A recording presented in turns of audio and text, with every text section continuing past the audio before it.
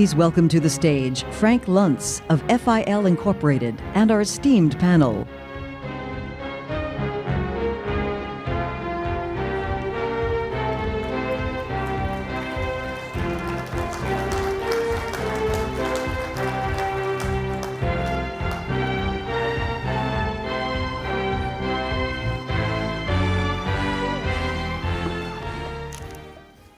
I'm proud to introduce to you America's finest young people, not even excellent, but exceptional, in the top 1/2 of 1%.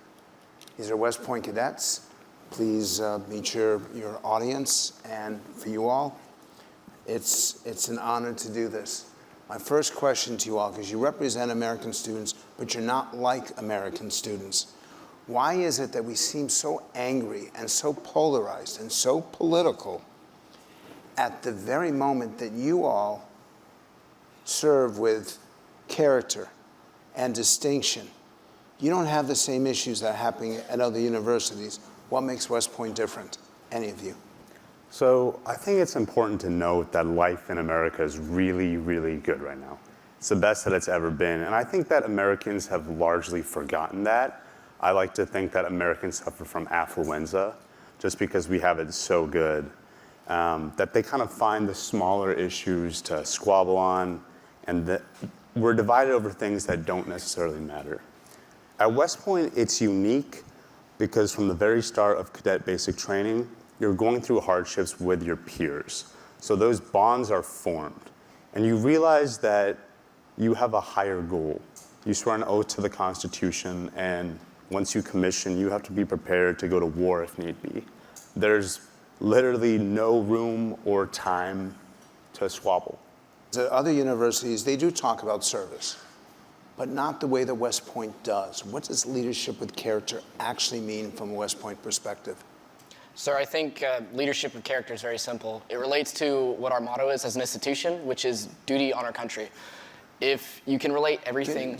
Explain each of those individually, if you could. Yes, sir, I can. So, for me at least, I was a cadet basic training squad leader over the summer, and I was in charge of 9 new cadets. And one of my jobs for that job is to inculcate the values necessary to become a future leader of character. And those values are duty, honor, country. Duty relates to your job, what you're doing at that moment in time. How is that living up to the Constitution, which leads to honor? Are you doing what is legally, morally, and ethically correct? Are you obeying orders that follow such? And then country. In the end, we serve the United States. That is our why. Every morning when we wake up, it is in service of the nation. So,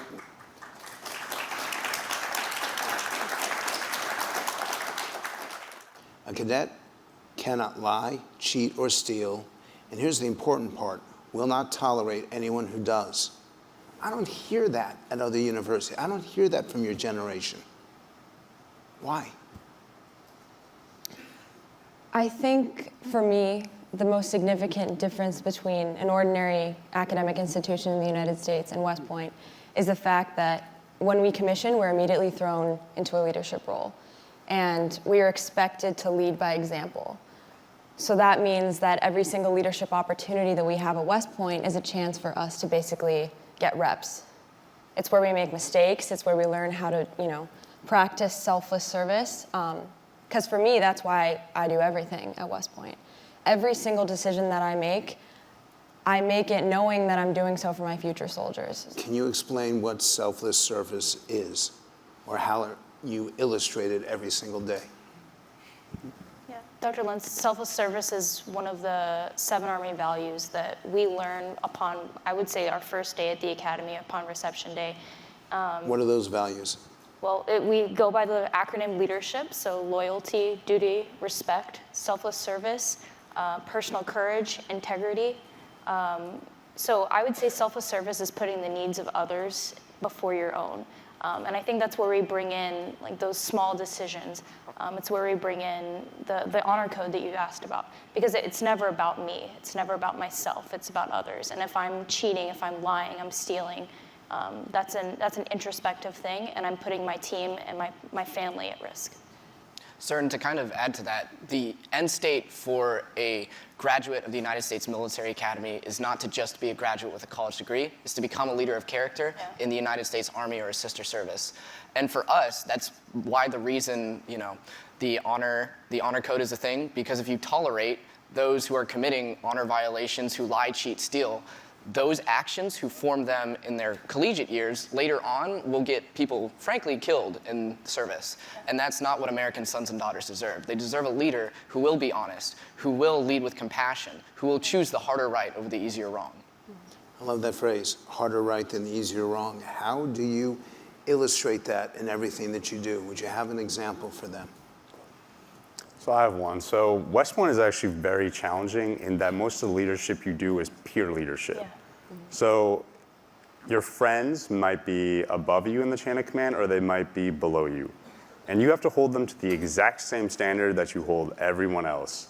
And that can be very difficult on your personal relationships with those that you're close with, right? We do a SAMI, it's a big inspection, the start of every year. And if your friend's room isn't up to scratch and you have to fail them and you have to walk hours, in the back of your mind you're thinking, geez, are these guys still going to be friends with me? Yeah. But you still have to do it because it's the right thing to do. And you want them to hold you to the same standard. Exactly. What can America learn from you all that might help all of us get along with each other and show respect to each other and, most importantly, treat each other civilly? Yes? I think that something most Americans lack, at least in our generation, is just an appreciation of everything that the United States stands for and represents overseas and abroad. Both my parents are immigrants, and I always grew up with such a strong sense of patriotism in my household. My dad always told me, this is the greatest country in the world, and you are so lucky to live here. And we are so lucky to have had the opportunity to move here. And that just doesn't exist with most college students nowadays. I think most of them are pretty disenfranchised with the state of the nation, how polarized our government has become. But the reality is the United States represents something great. Wearing this uniform means freedom and it means democracy to everyone else in the world. And I just think fundamentally most Americans don't understand that. So you've got the world watching. What do you want the world to know? Well, I want the world to know that it starts on the smallest scale. I think when I approach somebody, I always see the best in them, and I think they're coming from a place of caring. And I'll bring a personal example. Today, Sumair corrected my uniform. It was all jacked up. But I didn't get offended. I didn't get off on the wrong foot, because I know he's coming from a place of care, a place within his heart. And I think if we all remember that when we deal with people, we'd be more willing to listen and more willing to focus on a common mission. What do you want the world to know other than his uniform was all jacked up? I think that I always like to think about the greatest generation. They had the Great Depression, and then they went through, the greatest conflict I think that the world has ever seen. And if those men and women were able to unite almost 100 years ago, why can't we? How would you answer that? Dr. Luntz, I think the world needs to know that this division that we're feeling is just that, it's a feeling, that it's recoverable. We can be great, we can work together, we can understand each other, positivity is out there. And I think we're on the brink of something better. So I don't want to put you on the spot, and I'll get emotional saying this, but I've known you for 1.5 years, and the growth, and the growth that I've seen in you is so damn impressive. Thank you. Is it the cadets?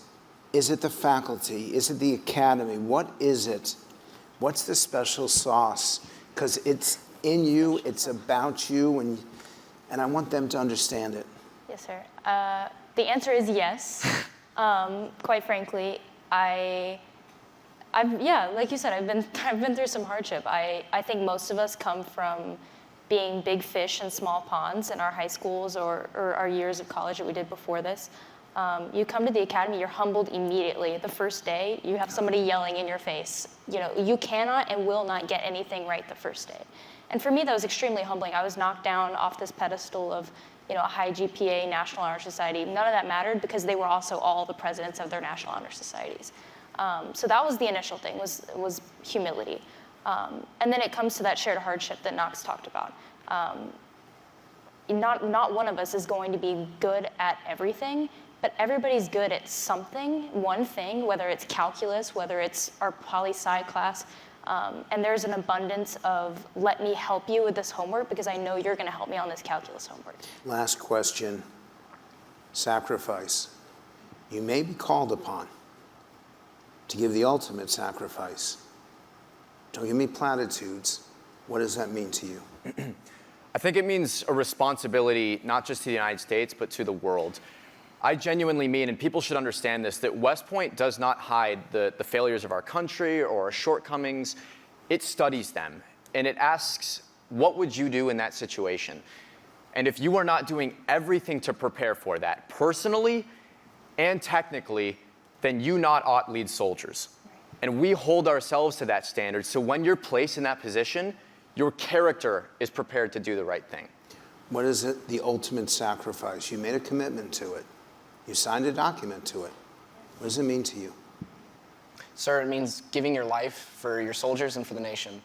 I think when we talk about our duty, that is what it relates to. If one day I am called to go into the ground crucible of ground combat, I think that one day, if I'm given the sacrifice, it was for my duty, because I lived up to my honor and my country.